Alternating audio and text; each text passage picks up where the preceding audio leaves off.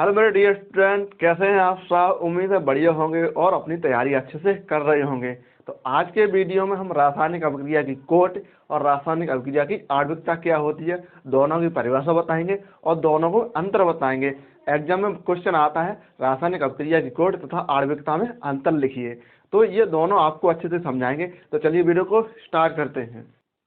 तो चलिए शुरू करते हैं। पहले हम क्या रासायनिक अभिक्रिया की आणविकता देखेंगे। तो आणविकता की परिभाषा आपको समझाते हैं फिगर से।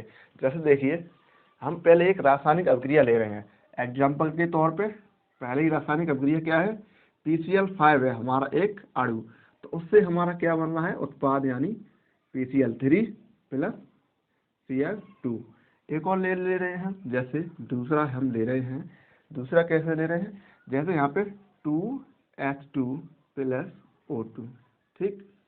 और इससे उत्पाद 2H2 प्लस O2 क्या बन जाएगा, 2H2, यानी जल के दो अणु बन जाएंगे।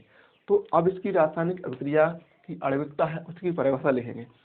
किसी संतुलित रासायनिक अभिक्रिया में भाग लेने वाले न्यूनतम अणुओं की संख्या को रासायनिक अभिक्रिया की आणविकता कहते हैं। जैसे यहाँ पे रिएक्शन बैलेंस है, यानी संतुलित अभिक्रिया है, क्योंकि यहाँ पे P1 है तो P1 है, Cl5 है, यहाँ पे 3 और 2 5 हो जाएंगे, ठीक। और देखिए यहाँ पे H2 यानी हाइड्रोजन के कितने, 2 और 2 कितने हो जाएंगे, 4। तो ऐसे 2 और 2 4 हो गए। हाइड्रोजन के यहाँ पे ऑक्सीजन कितनी है, 2, तो यहाँ पे 2 होगी पूरी। तो ये हो जाएगी आणविकता। कैसे, इसकी आणविकता कितनी होगी, 1, आणविकता 1, क्योंकि यहाँ पे केवल एक अणु भाग ले रहा है, ठीक। और यहाँ पे कितने अणु दो भाग ले रहे हैं, 3, जैसे 2 इसके और 1 इसका। आणविकता इसकी कितनी हो जाएगी, 3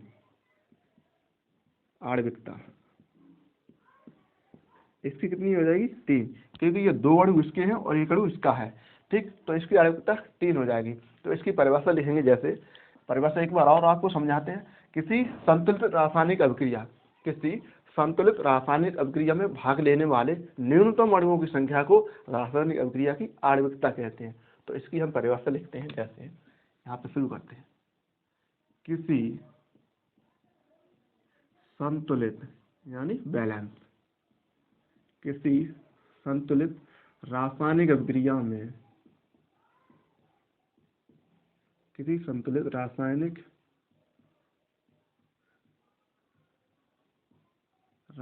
अभिक्रिया में भाग लेने वाले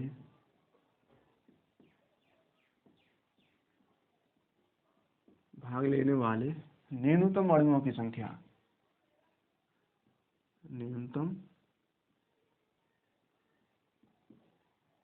अणुओं की संख्या को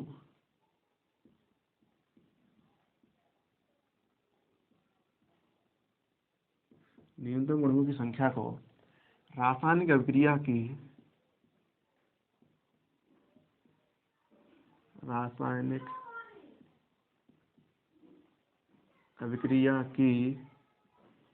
आणविकता कहते हैं, ठीक। रासायनिक अभिक्रिया की आणविकता कहते हैं।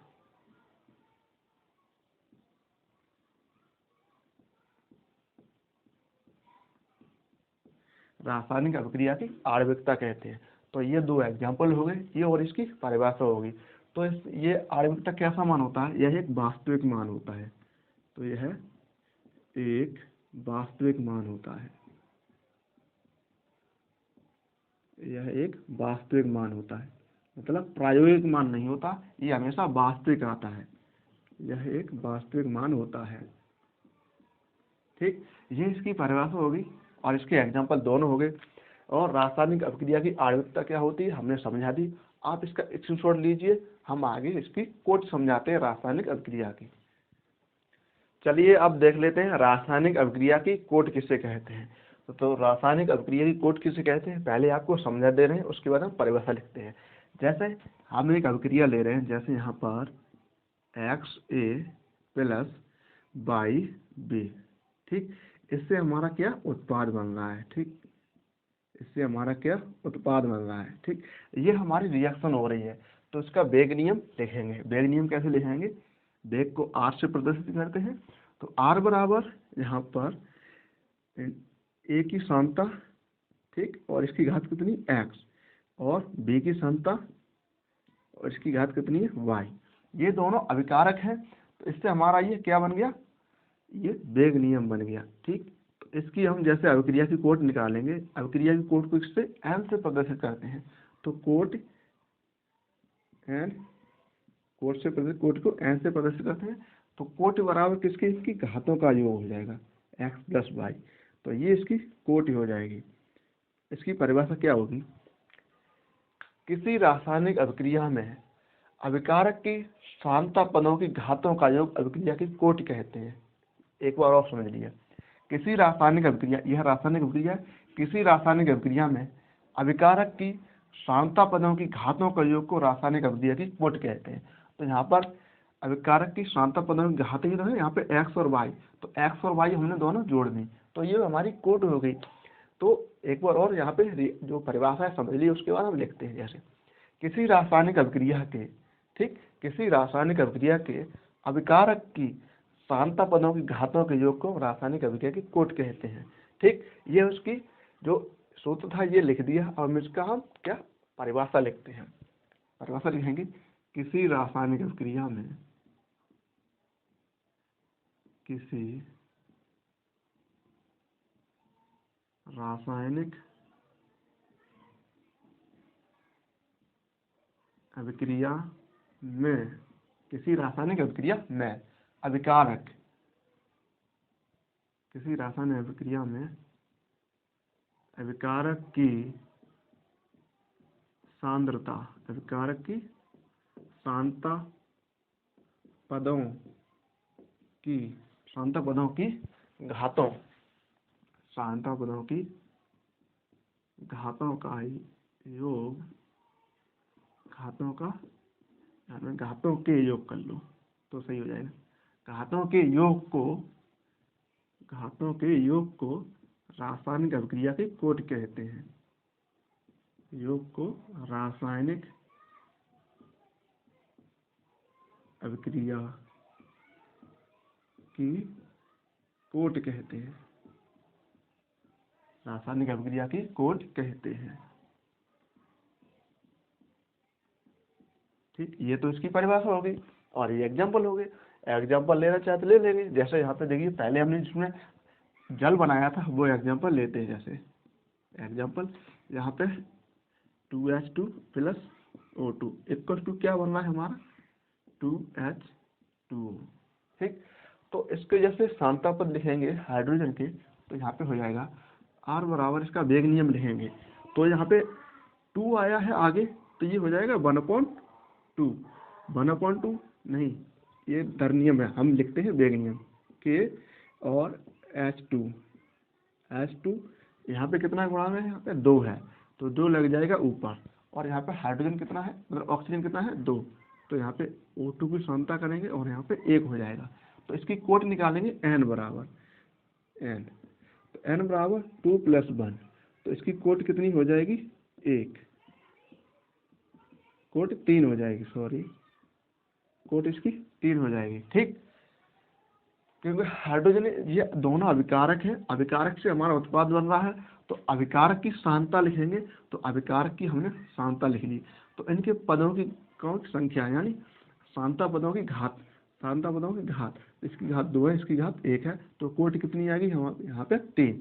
ठीक, ये सूत्र हो गया, ये एग्जाम्पल हो गया। तो ये रासायनिक अभिक्रिया की कोट की परिभाषा होगी। तो आप इसका स्क्रीनशॉट लीजिए। अब हम इसके अंतर कराने जा रहे हैं। ठीक, चलिए अब आपको अभिक्रिया की कोट तथा आणविकता में अंतर बता दे रहे हैं। ठीक है, तो देखिए, एक और लिखी हुई है आणविकता, तो एक और लिखी हुई है कोट। ठीक, तो पहले आणविकता की परिभाषा इधर लिखी हुई है, ऐसे ही उधर कोट की परिभाषा लिखी हुई है। ठीक, तो यहाँ पे आणविकता की परिभाषा क्या है, किसी संतुलित रासायनिक अभिक्रिया में, किसी संतुलित रासायनिक अभिक्रिया में भाग लेने वाले न्यूनतम अणुओं की संख्या को आणविकता कहते हैं। ठीक, तो ये इसका एग्जाम्पल हो गया। न्यूनतम के यहाँ पे 2 है, यहाँ पर 1 मान लें तो 1 हो जाएगा, तो इसकी कोट कितनी हो जाएगी 3। ऐसे ही यहाँ पे रासायनिक अभिक्रिया की तरफ यानी कोट है, तो रासायनिक अभिक्रिया के वेग नियम में उपस्थित रासायनिक अभिकारक के सांता पदों की घातों को योग को अभिक्रिया की कोट कहते हैं। तो ये इसका एग्जाम्पल हो जाएगा। ठीक, और इसका जो वेग नियम हो जाएगा, और इसकी कोट कितनी हो जाएगी x + y, कोट को n से प्रदर्शित करते हैं। ठीक, और इधर देखते हैं आणविकता की तरफ। आणविकता एक वास्तविक मान होता है, ठीक, और जो कोट होती है वह एक प्रायोगिक मान होता है, एक प्रायोगिक मान होता है, ठीक। और इधर देखते हैं आणविकता में तीसरा पॉइंट, आणविकता कभी धनात्मक मतलब कभी ऋणात्मक तथा शून्य नहीं हो सकती है, यह हमेशा धनात्मक आएगी। और कोट में कोट धनात्मक भी हो सकती है, ऋणात्मक भी हो सकती है और शून्य भी हो सकती है, ठीक। अब देखते हैं आणविकता में चौथा पॉइंट, आणविकता कभी भिन्नात्मक नहीं हो सकती है, मतलब कभी भिन्न के रूप में नहीं आ सकती, जैसे आ जाए 2/3 या आ जाए 5/3, ऐसे कभी नहीं आएगी। और जो कोट है वो भिन्नात्मक आ सकती है, कोट भिन्नात्मक आ सकती है। और देखते हैं आणविकता में पांचवा पॉइंट देख लेते हैं। जो रासायनिक अभिक्रिया की आणविकता है वह ताप, दाब तथा सांद्रता पर निर्भर नहीं करती है, यानी ताप, दाब और तथा सांद्रता पर निर्भर नहीं करती है, मतलब इस पर ताप, दाब, सांद्रता का कोई प्रभाव नहीं पड़ता है। लेकिन रासायनिक अभिक्रिया की कोट ताप पर भी निर्भर करती है, दाब पर भी निर्भर करती है और सांद्रता पर भी निर्भर करती है। क्योंकि हमने रासायनिक अभिक्रिया की कोट को प्रभावित करने वाले जो कारक हैं वो हमने करा दिए हैं, नहीं देखा है तो वीडियो के डिस्क्रिप्शन में जाइए, नहीं तो इस वीडियो के आई बटन में लिंक है, वहाँ पे चेकआउट कर सकते हैं, ठीक। तो इधर आणविकता और कोट दोनों के अंतर हो गए, और रासायनिक अभिक्रिया की कोट तथा आणविकता कहते कैसे हैं यह भी आपको हमने समझा दिया और इसके अंतर भी समझा दिया है। तो उम्मीद है आपको अच्छे से समझ में आया होगा। तो मिलते हैं अगले वीडियो में, आज की वीडियो में इतना ही रखते हैं।